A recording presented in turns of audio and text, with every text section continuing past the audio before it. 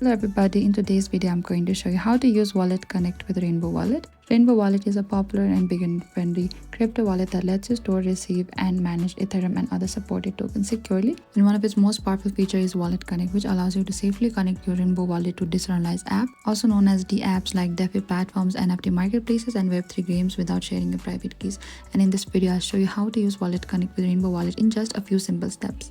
First, you need to download the Rainbow Wallet from the App Store or the Google Play, and you can open to the Rainbow Wallet here. So over here, you need to select this QR scan over here. You can simply tap or scan the QR code shown on the dApp side. Tap approve to connect. You are now connected to no dApp, and after you scan it, you'll get connected to the dApp tab required. Rainbow Wallet does not have a visible dApp browser on some versions, so WalletConnect is the safest. And after that, you can tap the WalletConnect. You can choose any to open the link and approve the connection, and that is it. And always disconnect after the use. Thank you for watching this video. I hope I could help you. If you have any trouble or confusion, please comment down and we will reach out to you.